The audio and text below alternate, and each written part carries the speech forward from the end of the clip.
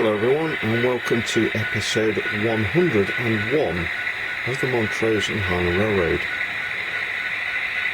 Seen here arriving at Southbound, Indiana is a manifest train. A train mainly of boxcars, but also there's a bulkhead car on the back as well.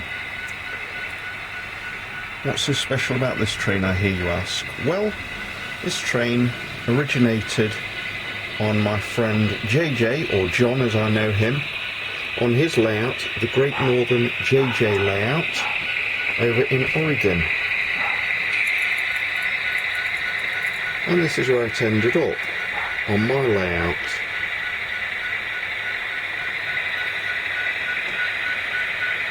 Running behind two SD78s, number 8512, which I affectionately know as Roy Smith, or the late Roy Smith's loco, and my sound equipped number 9041.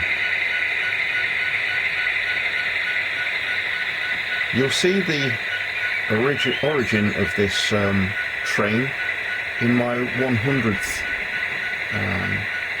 video about 2 weeks ago.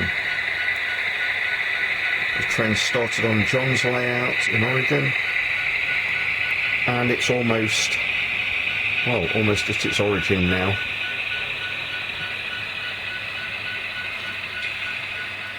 It's reached the Midwest.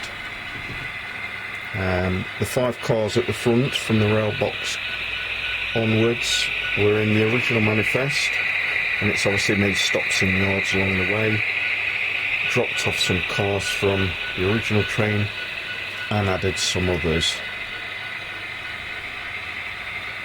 Thanks for sending me the train, John. It gave me a lot of pleasure to make the 100th video, and I want to thank once again all those people that took part in it. Your layouts are awesome, and it was a real honour and a privilege for me to feature so many of them in my celebratory video. I hope you all liked Rick's slideshow as well. Rick's quite a celebrity among the model railroad world. He's had his layouts published in magazines, and I know that the 100th video was all the better for having his layouts over the years featured. Thanks very much, Rick. Thanks to all of you that took part. Thanks to all of you that liked my video and sent such lovely, kind words and compliments about the video. It was a pleasure doing it for you. One of the layouts that didn't make the video was sent to me a little bit late by my good friend Ian Webster. His layout's called Deadwood, and it features Canadian Pacific trains, and we're going to take a look at that in a couple of moments. I think you'll appreciate the video. It's really a good one. A lot of interesting features on there.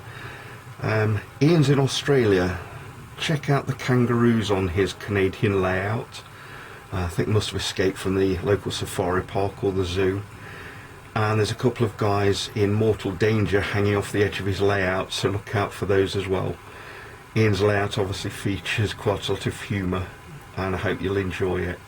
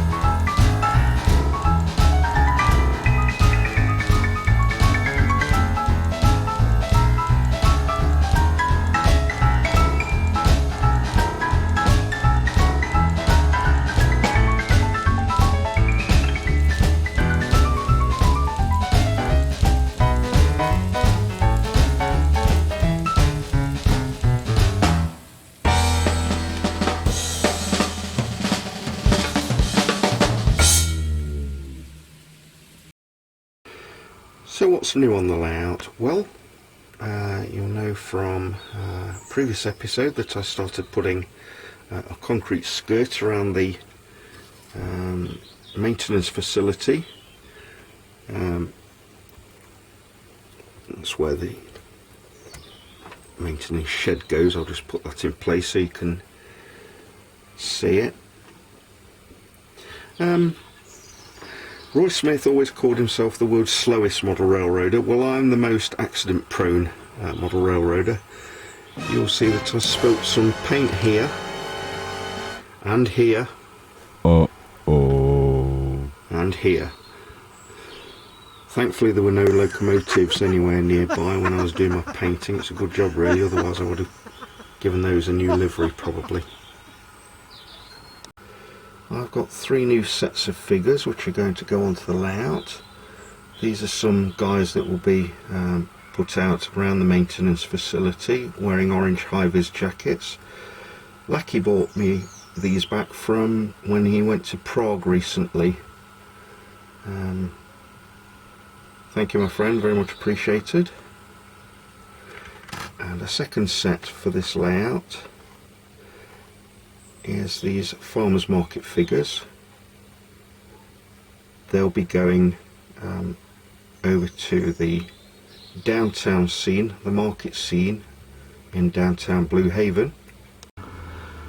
So this is the market scene at Blue Haven, and as I say I'll be fleshing those out with some of the farmers market figures that I just showed you. And I've also got a third set of figures called Gone Fishing. These are also from Woodland Scenics. I doubt any of these will be on the Montrose and Highland Railroad. I bought those especially for my Sesenta Santa Fe layout. So hopefully I'll be bringing Sesenta episode 5 to you very soon. I've done some scenic work on there and hopefully I'll be able to put a couple of these guys in place as well.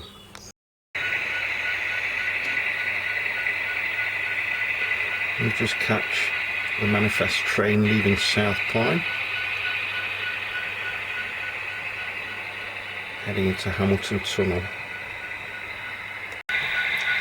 And now we see the train passing Cherry Valley maintenance facility.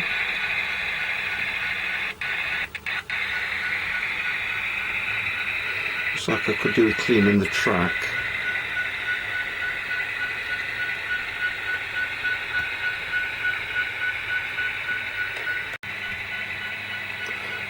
Coming under Pennsylvania Street Bridge into Blue Haven Yard.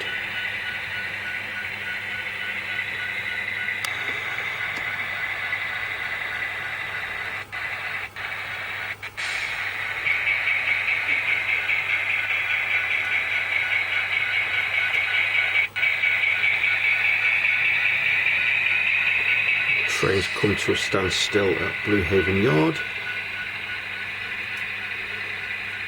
And there's going to be a crew change here. I don't know if it's any coincidence that the crew have changed here opposite McDonald's. They have to eat as well, you know. And now the train's about to leave.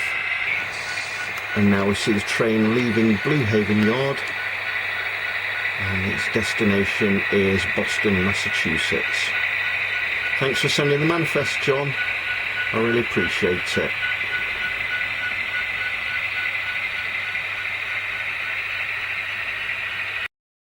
Just while I've got John in mind, I want to mention his YouTube channel, Great Northern JJ. John's building a multi-story layout in his home in Oregon, Portland, Oregon. And he has a live show every Saturday morning, Pacific time at 9 AM. I get to see it at 5 PM here in the UK. Can't always catch it, but I do appreciate it.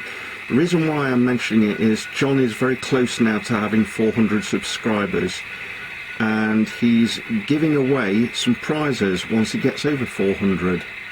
You should really go and check out his channel. It's really interesting.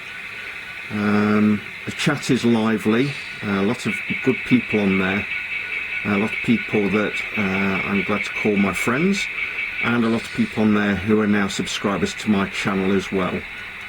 So check it out, that's Great Northern JJ, and tell JJ, or John as I call him, that Andy sent you from the Montrose and Highland Railroad.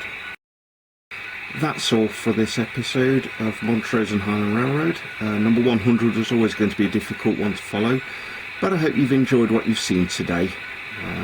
You can probably hear the locos yinging away in the background in Blue Haven Yard.